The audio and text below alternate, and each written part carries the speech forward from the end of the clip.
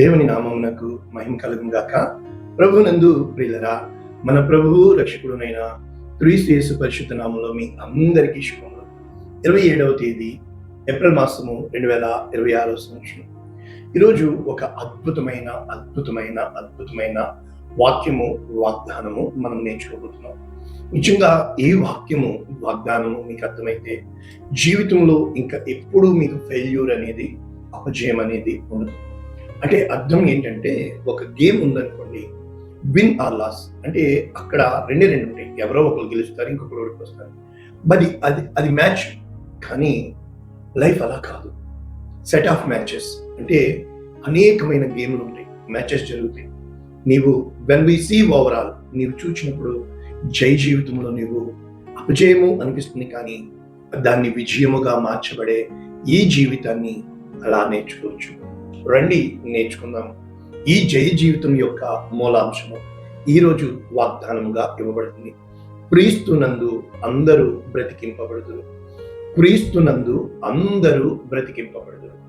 కొరింథీయులకు రాసిన మొదటి పత్రిక 15:22. ఎలా సాధ్యం?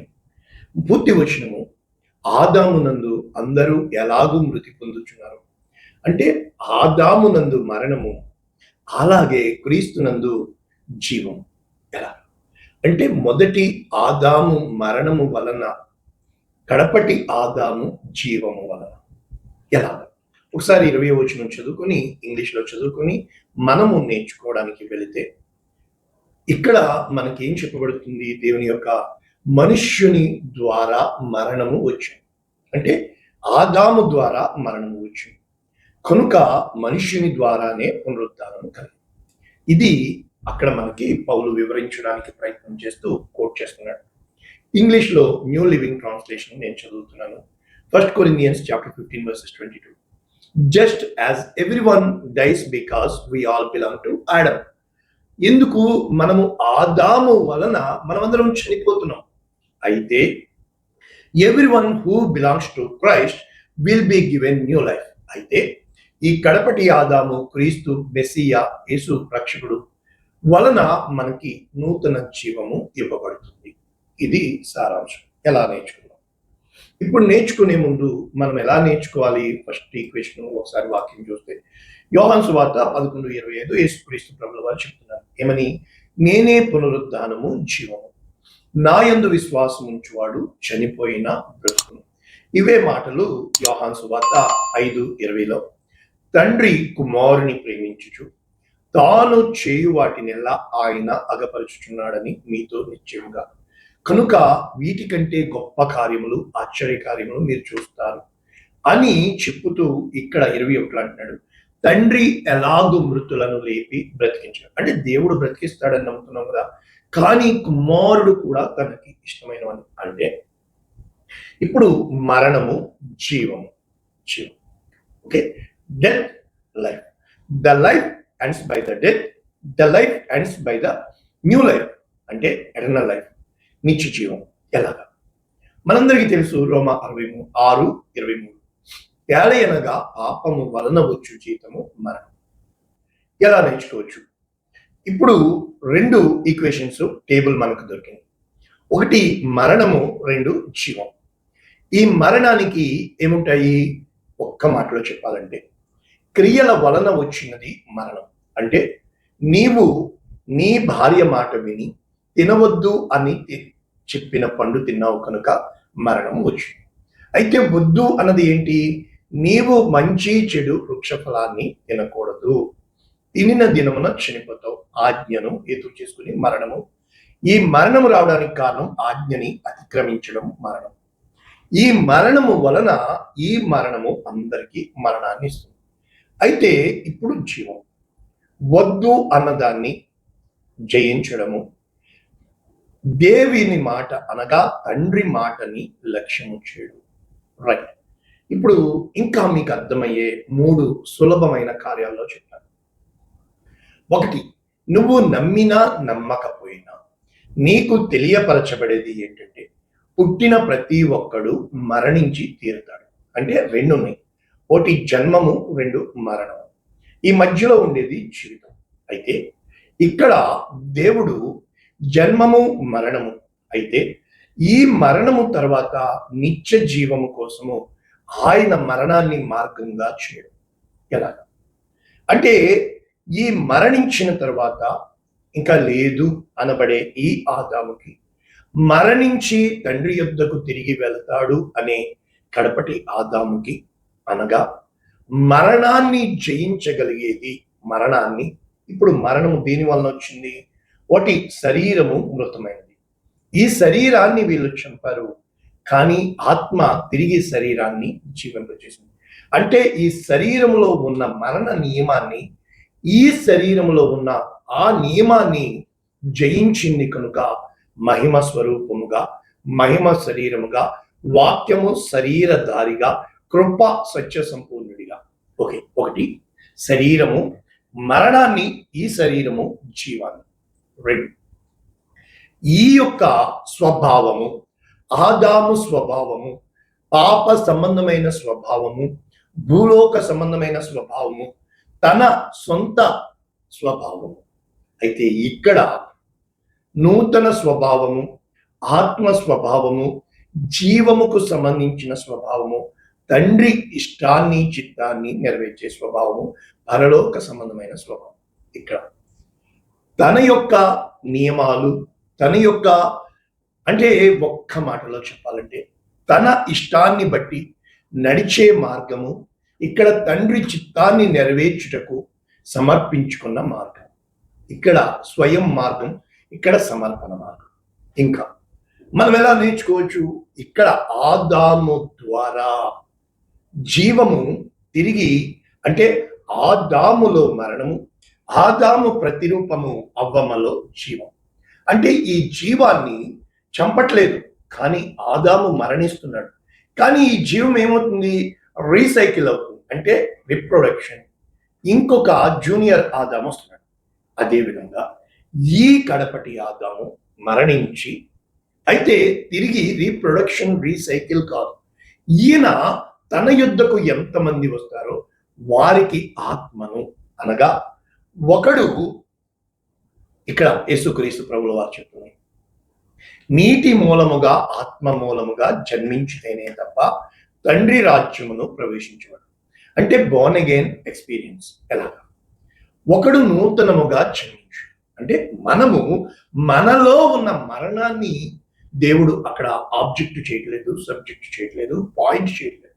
కానీ నీలో జీవ నియమము ఒకవేళ అనగా క్రీస్తు యేసు ప్రభుల వారిని మరణము నుండి లేపిన వాని ఆత్మ మనలో నివసించిన ఎడల మనము జీవము గలవారము కానీ మన శరీరము మరణము కానీ ఆత్మ జీవము కలిగాము. ఈ శరీరానికి గుణగణాలు ఉన్నాయి కనుక ఇవి శరీర కార్యాలు, ఇవి ఆత్మ కార్యాలు, ఆత్మ ఫలములు కనుక ఆత్మని వరముగా సంపాదించుకుంటాం. అదేంటండి పాస్టర్ గారు? మరి ఈ శరీరమే కదా మనము. కరెక్ట్, 100% శరీరం. ఈ శరీరాన్ని మానిటర్ చేసి గైడ్ చేసి నడిపించేది నీ మైండ్, నీ మనసు. అయితే ఈ యొక్క ఆత్మని మానిటర్ చేసి గైడ్ చేసి నడిపించేది పరిశుద్ధ ఆత్మ. అంటే ఈ మైండ్ని ఇంకొకరికి ఫిజికల్ గా నువ్వు మైండ్ని పాస్ చేస్తున్నావు, కానీ ఈ స్పిరిట్ పరిశుద్ధ ఆత్మని పాస్ చేసినప్పుడు ఈ ఆత్మ వలన ఎందరు నడిపింపబడుదురో వారు దేవుని కుమారుడు. శరీర ఇచ్చలను బట్టి నడిపించబడేవారు నరులు కనుక మానవులు. కనుక ఇక్కడ శరీర ధర్మము, ఇక్కడ ఆత్మ నియమము. ఈ శరీర నియమము ఆత్మ నియమానికి ఒక్కటి దళై ప్రాణం. ఈ ప్రాణము ఉన్నంత వరకు నీవు శరీర ఇచ్చనైనా చేయగలవు, ఆత్మ ఫలమునైనా ఫలించగలవు. ఎలా? ఇంకా సింపుల్. ఇప్పుడు నలుగురు స్త్రీలు స్టోరీలోకి వెళ్దాం. తెలియపరచబడినది మనకి ఎలాగా? The knowledge. ఎలాగా? ఖచ్చితంగా మనము పుట్టాము కనుక చనిపోతాం. ఇది నాలెడ్జ్. అంటే నీవే కాదు, అందరూ కూడా ఈ నియమానికి వర్తిస్తారు. అయితే క్రీస్తు యేసు ప్రభువుల యందు నూతన జీవము నువ్వు పొందుకుంటావు అని సువార్త ఎలా సాధ్యం? నేర్చుకున్నావు. మంచి చెడు వృక్ష ఫలములను తినకూడదు, తిను దినమున చనిపోతావని ఆదాముకి చెప్పబడింది. నలుగురు స్త్రీల కథ. ఎప్పుడైతే ఈ ఆదాము నుంచి అవ్వమ్మని దేవుడు చేశాడో, ఈ పాస్ ఇట్ ఆన్ అయింది. మంచి చెడు ఆ చెట్టు ఫలమును తినకూడదు. ఫైన్, నేను లోతుగా అవుట్లైన్స్ చెప్తాను. ఎప్పుడైతే అవ్వమ్మకి ఇవ్వబడిన నాలెడ్జ్ ఏంటి, ఇది తినకూడదు, దట్స్ ఇట్. కారణం ఏంటి, ద వేజెస్ అంటే ప్రతిఫలం ఏంటి, నువ్వు చనిపోతావు. అంటే ఈమెకి దేని మీద ఉంది, పండు మీద కాదు, మరణాన్ని బట్టి దేవుడు భయపడతాడు.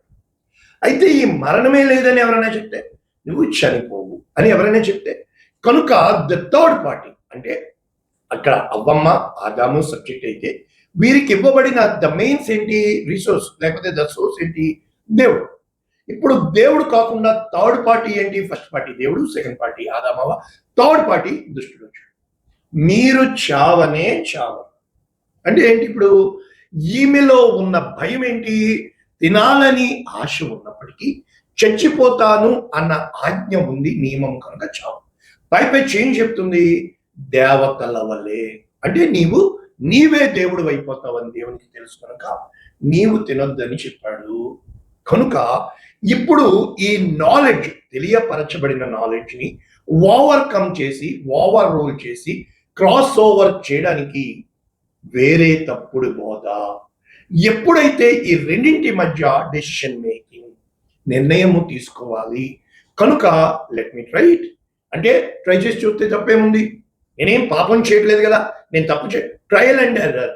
కనుక లెట్ మీ టేస్ట్ ఇట్, నన్ను రుచి చూడనివ్వు. రైట్, అప్పుడు చూడడం మొదలు పెట్టేటప్పటికి ఎప్పుడైతే నీ కన్ను చూసిందో నీ మనసు వెళ్తుంది, నీ మనసు వెళ్ళిందో మనిషి వెళ్ళిపోతాడు. అయిపోయింది, అవుట్. తన భర్తకి ఇచ్చింది, అవుట్. మొదటి స్త్రీ అయిపోయింది. ఇప్పుడు రెండవ స్త్రీ షారా. నాకు ఇంకా పిల్లలు పుట్టారు కనుక తనకి తెలియపరచబడిన నాలెడ్జ్ ఏంటి, స్త్రీ ధర్మము ఆగిపోయింది. నాకు యెహోవా నాకు సంతు లేకుండా చేసాను కనుక, దేవుడే నాకు సంతు లేకుండా చేసాను కనుక. ఎప్పుడైతే దేవుడు నాకు ఇంకా బిడ్డలను ఇవ్వడు, ఎందుకని, తనకి తెలిసిన స్త్రీ ధర్మము. ఒక స్త్రీకి పిల్లవాడు ఎలా పుడతాడో తను స్త్రీ కనుక తనకి ఉన్న జ్ఞానాన్ని బట్టి ద థర్డ్ పార్టీని వెతుకుతుంది, ఆల్టర్నేట్ మెథడ్స్ వెతుకుతుంది. ఎలాగా, అక్కడున్న వారిలో ఎవరు తన స్థానంలో బిడ్డని కనడమే తనకు ముఖ్యం కానీ దాని వలన జరిగే కాన్సిక్వెన్సెస్ ఆమె ఆలోచించలేదు. ఎప్పుడైతే the consequences are equal to death అంటే దాని పరిణామాలు ఈక్వల్ టు, చాలా మంది నా ఎద్దుకు వచ్చి అడుగుతుంటారు, ఎందుకు ఇలా జరుగుతుందో నాకు అర్థం కాలేదు. చెప్పాలనుకుంటాను, గుండె విప్పి బాధ అరవాలనుకుంటాను, నోరారా అరిచి కేకలు వేయాలనుకుంటాను. ఫలానా విషయంలో క్షమాపణ కూడా ఒప్పుకోరుగా. కారణం ఏంటంటే మనిషి తనకి తాను నీతిమంతుడుగా తను వెళుతున్న జ్ఞానాన్ని బట్టి, దస్ నో నాలెడ్జ్, తెలియబడిన జ్ఞానాన్ని బట్టి ఎప్పుడైతే ఆ తెలియబడిన దాన్ని వెంబడిస్తామో, షారా హాగర్నిచ్చింది. తర్వాత మీకు తెలుసు ఎంత భయంకరమైన పరిస్థితులు ఏర్పడినాయో. కానీ ఒక దినం వచ్చింది, షారా గర్భాన్ని దేవుడు తెరిచాడు, అది నూతన కార్యం చేశాడు. ఆ మృతతుల్యమైన గర్భాన్ని దేవుడు జీవంతో నింపాడు, తనకంటూ బిడ్డ పుట్టాడు. ఆ బిడ్డని తరిమేసింది, అది పాపం కదా, అది మరణం కదా.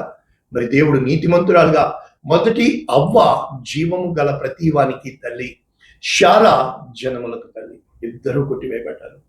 అయితే కృప ఇవ్వబడింది. ఇప్పుడు మూడవ వాడు ఎవరు, స్త్రీ, మూడవ స్త్రీ ఎవరు, కన్య అయిన మరియా. యేసు క్రీస్తు ప్రభువుని జన్మ ఇవ్వాలి. అయితే ఇంత మంచి వాక్యం వింటున్నారు కదా, ఎందుకు షేర్ చేయరు, ఎందుకు లైక్ కొట్టు, దాని మీద లైక్ కొట్టండి, దాని మీద దండమన్న పెట్టండి, అప్పుడు అది ప్లాట్ఫామ్ 10 మందికి పంపుతుంది. రైట్, మూడవ స్త్రీ కన్యక గర్భవతి అయి కుమారుని కానీ ఇక్కడ ఏం జరిగింది, గాబ్రియల్ దూత వచ్చారు చెప్తున్నారు. కానీ ఇక్కడ నాలెడ్జ్ చెప్పాలిగా, ఇది నాకు ఎలాగ జరుగుతుంది, ఇదేంటి ఇలా చెప్తున్నావు, నేను పురుషుని కూడలేదే, పురుషుని ఎరుగనే, నేను కన్యకని కదా. అంటే ఒక్క ఆమెకి స్త్రీ ధర్మం ఆగిపోయింది, రెండో ఆమెకి అసలు స్త్రీ తను కాలా, ఎలా పిల్లడు పుడతాడు. This is what the life is. ఇది జీవం కూర్చిన వాక్యం. ఎప్పుడైతే పిల్లోడు పుడతాడు అని God said, that's it. Let God said అంటే దేవుడు చెప్పేది ఏదైనా జరిగి తీరుతుంది. 6 అయినా 100 అయినా జరిగి తీరుతుంది అని నమ్మాలి. ఇక్కడ నమ్మాల్సిన పని లేదు. ఏమని తెలుసా? నీ చిత్తము నా ఎడల జరుగును గాక. ఎప్పుడైతే సమర్పించుకుందో తరతరములకు ఆశీర్వాదం. 3 స్త్రీలు అయితారు కదా. ఇప్పుడు జన్మనిచ్చింది కన్యక కుమారు, కానీ కడపటి ఆదాము. ఇప్పుడు 4వ స్త్రీ మగ్దలేనే మరియా. తన జీవితమంతా పాపంలో బ్రతికింది. 7 దురాత్మలు ఆమెని పట్టి పీడించినాయి. ఇంకా ఆమె బ్రతుకుటి కంటే చచ్చడం మేలు, కానీ ప్రభు ఎద్దకు వచ్చింది. ఆయన చనిపోయాడు, అయినా విడిచిపెట్టలా. ఆయన సమాధిలో సైతం ఉండగా ఆవిడ బయట కూర్చుని గుండె పగిలేటట్టు ఏడుస్తుంది. తెల్లవారుజామునే నిద్రపోవడం మానే. శిష్యులు వచ్చారు, వెళ్ళిపోయారు. వాళ్ళు వచ్చారు, వీళ్ళు వచ్చారు, వెళ్ళిపోయారు. అందరూ వెళ్ళిపోయారు. దేవదూతలు చెప్పారు, పో ఏడవకు. ఒక తోటమాలి చెప్పాడు అనుకుంది, పో ఏడవకు, నాకు నా ప్రభు కావాలి. విశ్వాసం చూపించింది. తనకి తెలిసింది పక్కన పాడేసింది. తనకి శరీరం కావాలని ఏం చేసుకుంటాడు? చనిపోయాడు ఆయన, ఏం చేసుకుంటాడు? కానీ ఆ చనిపోయిన వాని కోసం వెతుకుతుంది. ప్రత్యక్షమయ్యాడు ఆయన. తన జీవాన్ని మగ్దలేని మరియకి చూపించాడు. మరియా రబూని గూస్బంప్స్ రావాల. నాట నుంచి మగ్దలేని మరియా స్త్రీలకు ప్రతినిధి అయిపోయింది. కారణం తన జీవితాన్ని బట్టి కాక నూతన జీవాన్ని, నూతన మహిమను, నూతనమైన తన ప్రతి స్థితిని మార్చిన దేవుడు పునరుద్ధానుడైన క్రీస్తు యేసు ప్రభుల వారు తన మహిమ శరీరపు ప్రత్యక్షతను ఈ స్త్రీకి బయలుపరిచాడు. అదే తోటలో ఆ మొదటి స్త్రీ పడిపోయింది. ఈ తోటలో ఈ కనిపెట్టుకుని తండ్రి మహిమను తిరిగి తాను చూడగలిగింది ఈ స్త్రీ. ఇది వాక్యం. ఈరోజైనా విశ్వాసముతో నువ్వు నమ్మినేడలా దేవుని మహిమను చూస్తావు. నమ్మడము అనేది ఓర్పుతో కూడింది. నమ్మడము అనేది వెతకడంలో ఉంది. నమ్మడము అనేది కనిపెట్టడంలో ఉంది. నమ్మకము అనేది మెండైన దీవునికి సూచనగా ఉంది. ప్రార్థన చేస్తాం. పరిశుద్ధుడా, ప్రేమ విత్తబడిన ఈ వాక్యము అనేక మందికి ఆశీర్వాదం, లక్షల మందికి రక్షణకు కారణంగా చేయి. నీవే కృప చూపించమని యేసు నామమున దీవిస్తున్నాము. ఆమేన్. God bless you all. దేవుడు